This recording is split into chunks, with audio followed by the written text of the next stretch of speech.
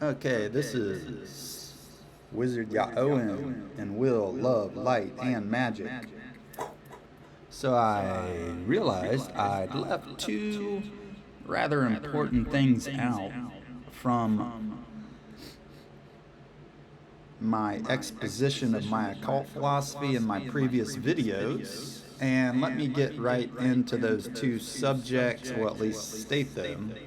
And one of them is the Sanskrit alphabet upon the chakra petals, and the other is explicitly listing my playing card attributions to the minor arcana, just as a timestamp, and in case their Humpty Dumpty fell off the wall again and couldn't put 2 and 3 together. Thought it was swince, or a swine, or a swearwolf, or something, you know?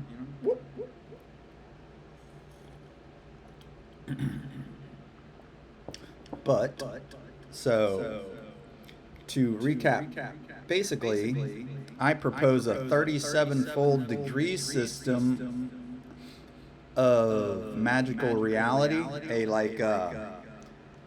a magical number system that symbolically represents the totality of magical reality as like a shorthand summation. So it's the 1 through 37, and how you the most simple way to picture that would be just the point in the circle, where the point is the final 37th degree, and then the circle around that are the 36 degrees of the Nu Abrahadabra. That's a super simple.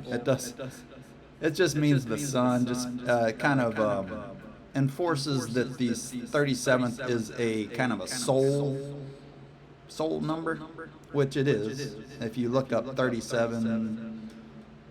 Star of Israel, the star numbers, etc. I don't have it drawn, but it goes like 13.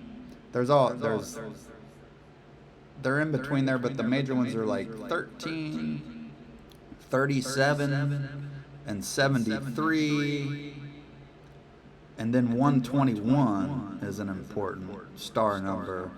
It's the number of dots on the Chinese checkers game. So you can imagine it just makes a hexagram. So those star numbers end up being important. And I've already discussed the reason why they are important is basically that the same symbolism of the point in the circle, where the point is the male and the circle is the female. So somehow number system never quite gets beyond that, because you even see it in the 6 and the 1, the point in the hexagram. 7 isn't really super male, so it doesn't make sense at that point too much. But it does start to make sense very well with what most people are familiar with Christ and his 12 apostles. And all you have to do is go to any museum and you will see a bunch of pictures that depict Christ as a solar radiating glorious consciousness type individual. So you'll eventually see gold associated with Christ. I mean, it's almost, you can't get away from that. So it's basically just the divine child, whether he's depicted as a baby or a adult man. He's never really depicted as old, though, is my point. And not too many savior types are. It's basically they're all the child, and then they're all the young adult, like a nice beefed up, buffed up man like Apollo is the and Balder of the Norse ruins. You get that's like and then Horus, like a nice golden kingly pharaonic at the height, but then brilliant, beautiful, muscular.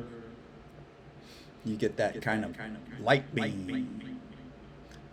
Man, the man like that radiates golden sunshine. All right. Yes. So let's get off that topic. Get off the child a little bit. Get off that child. Quit beating my boy.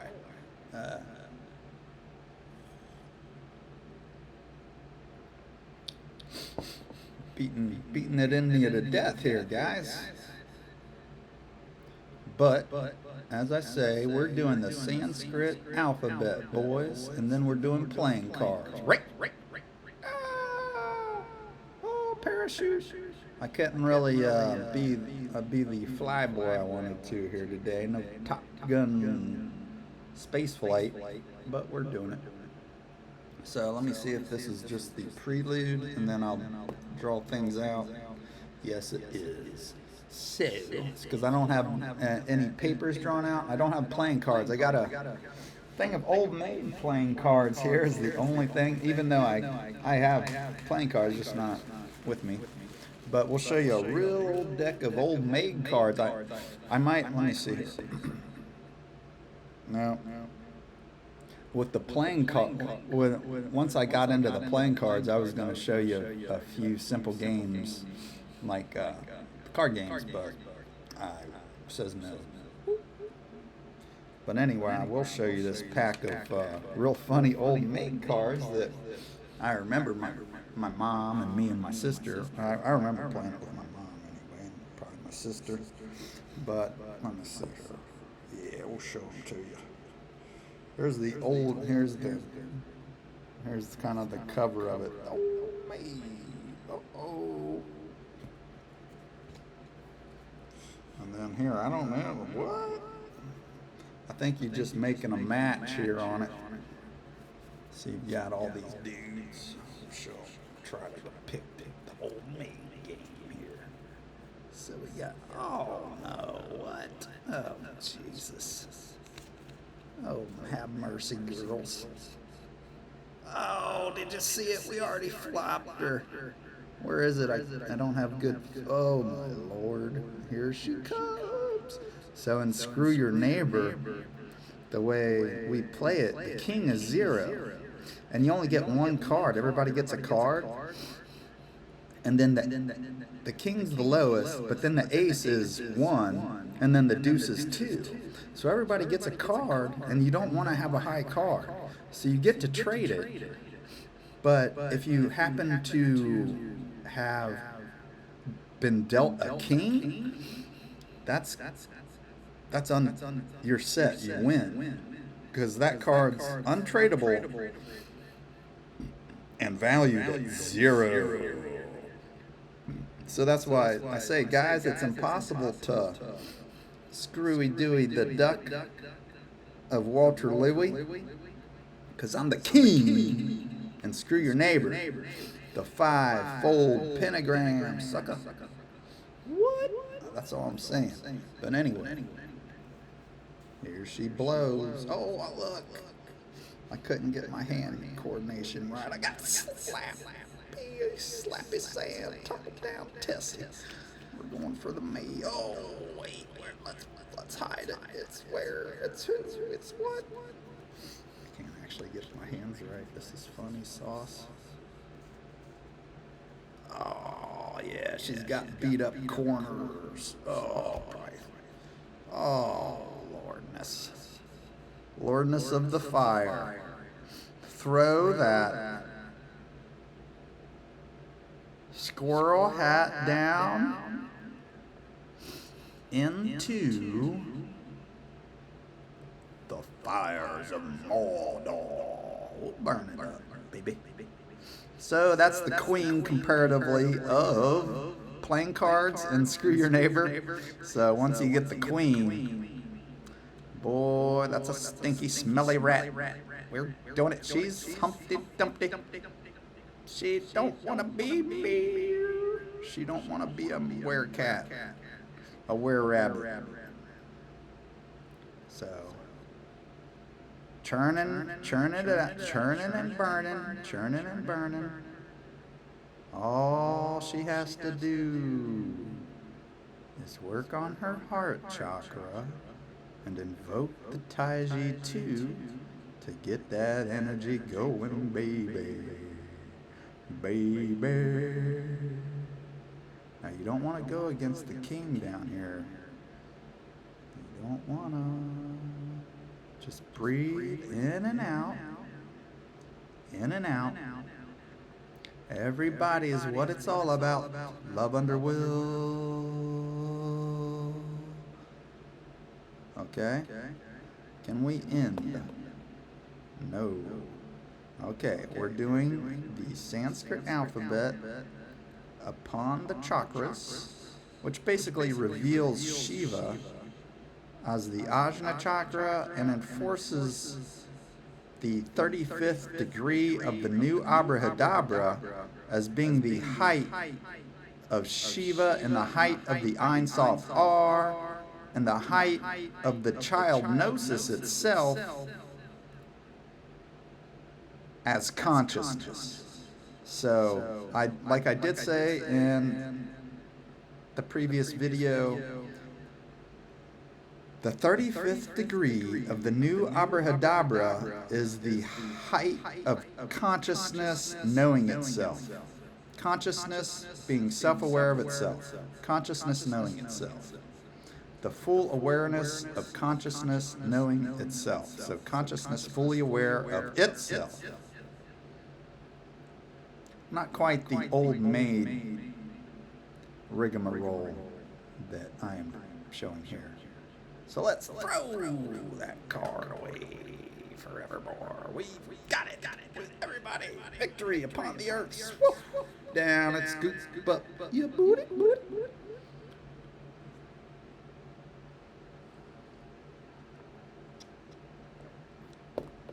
Well, we are here at the end of all things. Make sure you can jump across those lava rocks, baby. Baby.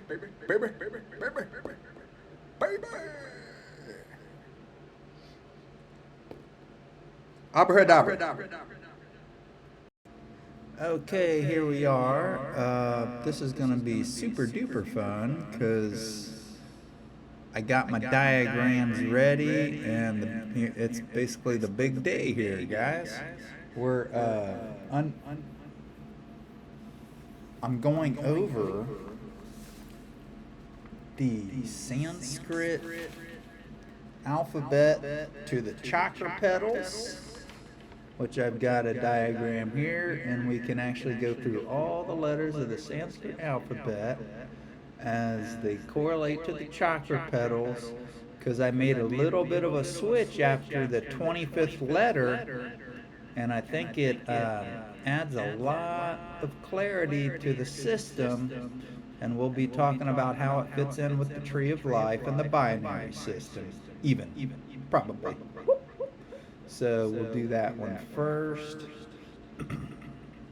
Not sure if I'll cut the video, after that, but the second part of the talk is I wanted to make it real clear how I order both the tarot and the playing cards hierarchically through a few different diagrams, and not just let me go ahead and just list these.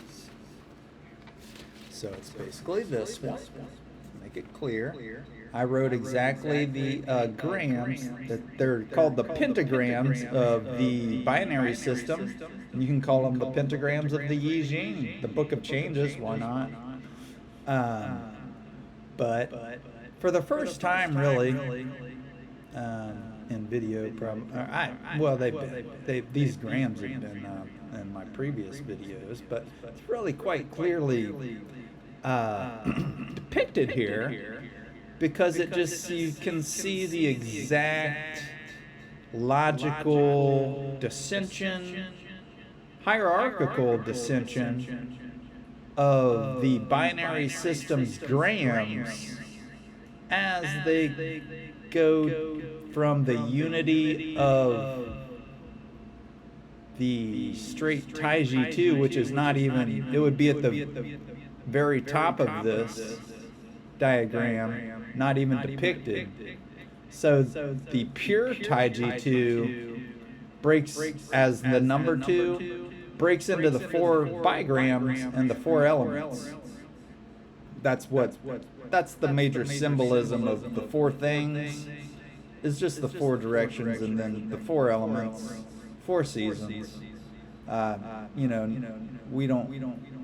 we're not trying to get too specific here. But it's just basically showing you how the grams of the binary system go from simple to complex, from unity to multiplicity, as we go from the aces and the deuces to the pip cards of both playing cards and the minor arcana of the tarot.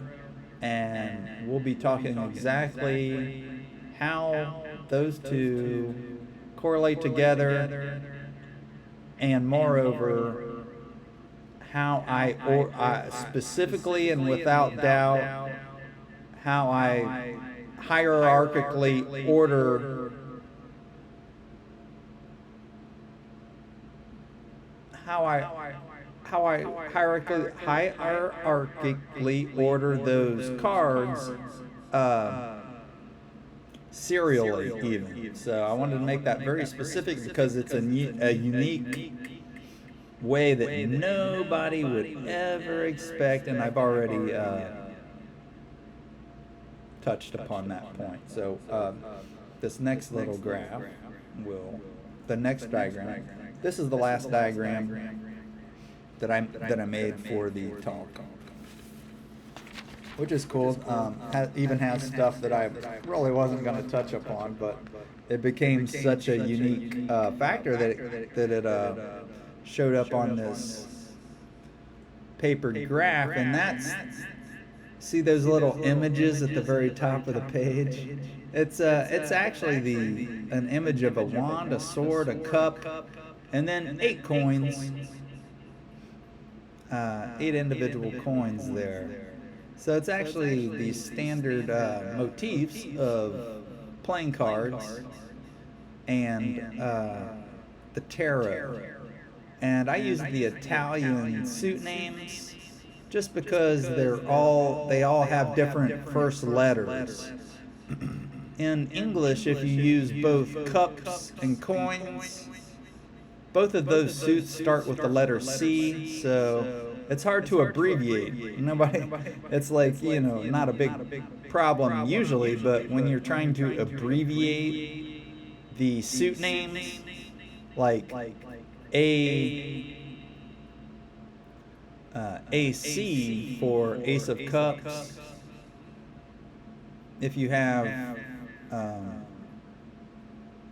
Ace of C, you don't know whether it's Ace of Coins or Ace of Cups when you abbreviate it. So a little problem you run into as like a writer, a teacher, and an explainer. Kind of figure little problems out. So I do like both cups and coins for the English names though, but oh well. I guess we'll have to use the Italian names, which kind of makes it a little weird, but it's not too bad. It's I got them up here. It's Bastoni for the. It's not an exact parallel. Bastoni means wands, and then you have clubs. It gets correlated to clubs in the playing cards, and then the spada are the spades and swords, and that gets correlated to spades in English. It's not exactly how you would think of that's the air element, and so it's not like garden spades. It's more like think of a sword if you think of a spade, and that's the second suit because it goes from yang to yin without doubt. So it's not really apparent. It kind of is in the last diagram, but my suit order is wands, swords, cups, coins. Absolutely. Because it goes from yang to yin here. Everybody has it wrong, because once you go past the Taiji 2, things become super logical from the numbers 3 through 10.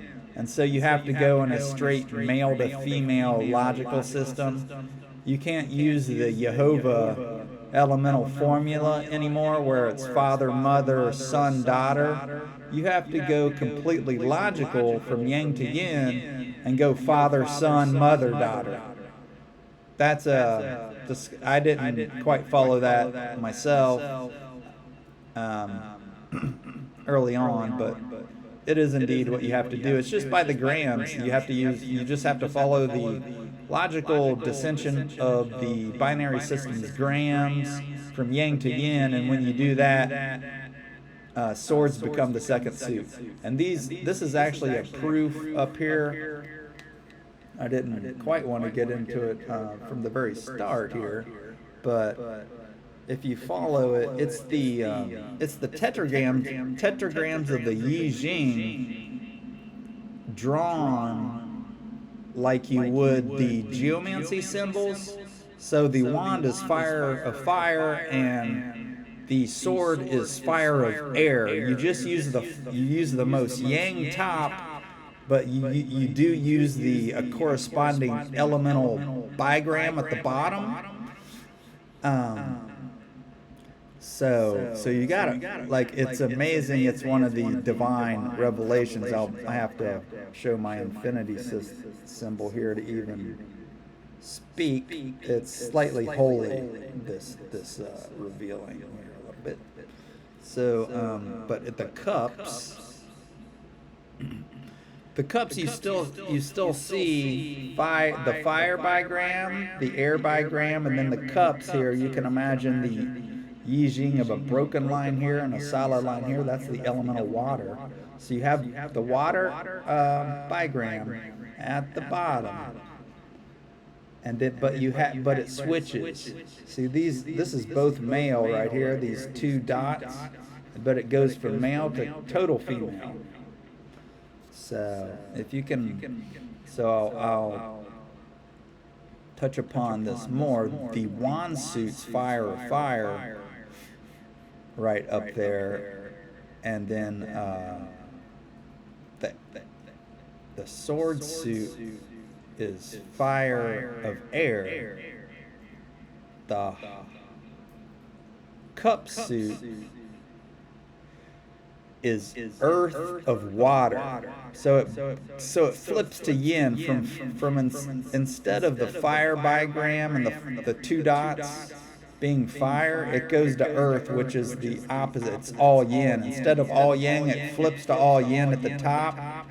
But the four bigrams are sequentially listed as the two dots fire, the two dots, and then one dot below it air, two dots as the bottom and one dot at the top. That's the water bigram, and then two dots all separate. That's the yin bigram.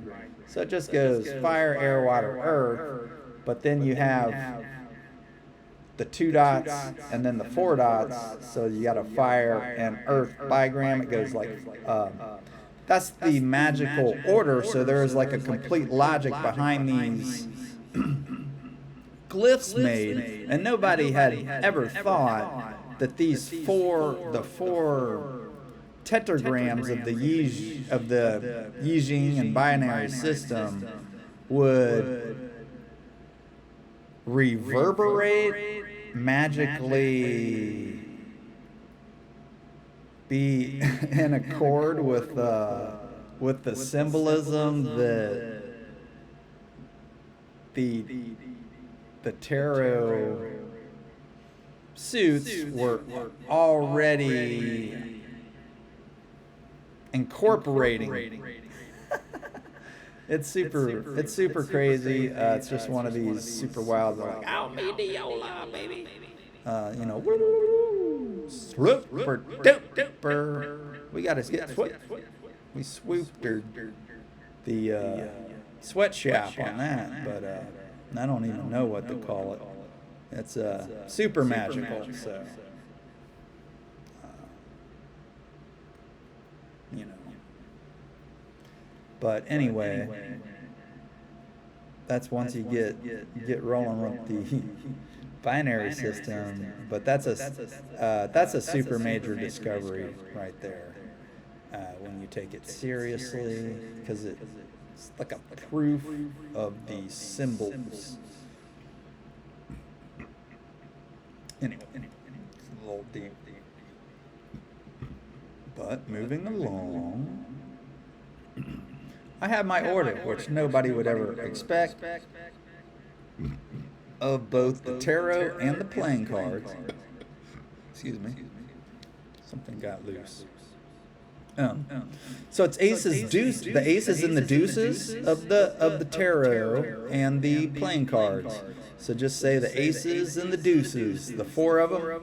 So you go around. It doesn't go like in each suit, because that would you can go theoretically in an infinite series. If you do it by each suit, you never leave that suit.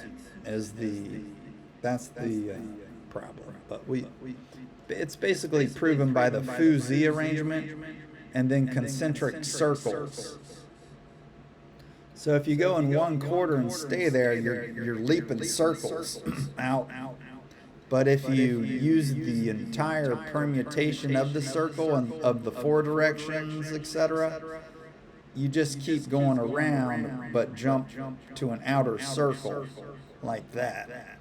And that's the actual way the binary system progresses from unity to multiplicity, aka plurality. And here we go. That's how my numbering system correlates. And it follows the gram order of the binary system to the minor arcana.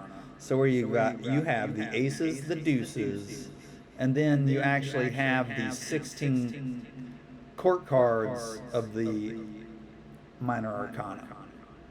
So these are just four cards, four aces, four deuces, and then the 16 court cards. And then you finally have the 32 pip cards, number 3 through 10. And that creates the 56-fold minor arcana. Man, I did it to the tarot because it's the most logical. The playing cards lost the last queen, or perhaps didn't incorporate it to begin with. I think it just kind of lost it, honestly. It started out with the four suits, and then playing cards just lost that last queen. So you have king, queen, and jack. They're making an appearance at a courtly family there, but actually the true order would be the queen, jack. No, I'm sorry, I misspoke.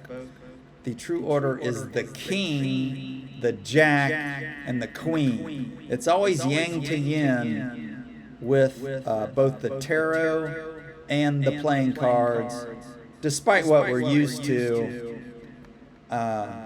Just have to keep that in mind,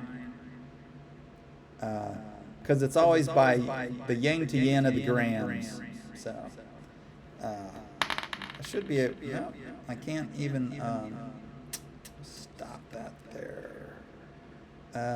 I was going to, but it should be quite clear. The elements are fire, air, water, and earth. To the wands, swords, cups, and coins. This would be south, east, west, north, and this would be summer, spring, fall, and winter. So we're dealing with like seasonal time, and that's the major symbolism of the minor arcana, is just the seasons. It's not like the decans of the obscure Egyptian way of ordering the zodiac. No, that's just stay away from that. Use the common elemental seasonal symbolism is the true way to think of the court cards. Quite simple. There's 4 levels of the minor arcana and the tarot, of the tarot's minor arcana and playing cards. You've got the 4 aces, the 4 deuces, the royalty, which is to say the court cards, and then you've got the pip cards, numbers 3 through 10. So it's the aces, the deuces, the royalty, and then the pip cards. That's the 4 major levels. And I show it right over here in my diagram. That corresponds to the 4 bigrams, the 8 trigrams, the 16 tetragrams, and the 32 pentagrams of the binary system, which we can also call the I Ching. So there it is. And then these symbols use the glyphs of some of the glyphs of the 16 tetragrams. All right. So let's put it down like something or whoer. The hopefully not at the canoer. You don't want up that creek. I don't. All right. All that wood live from the hood, apparently. No, I wore my good shirt. Okay. Swoop down and scoop, scoop, scoop. So I got the scoop and we're coming live with it. I already explained some of these diagrams. So, in the next video is going over how the Sanskrit alphabet fits on the chakras and how that loosens everybody's goose. All right, see you next. Gooseberry. Polynesians. Go. No.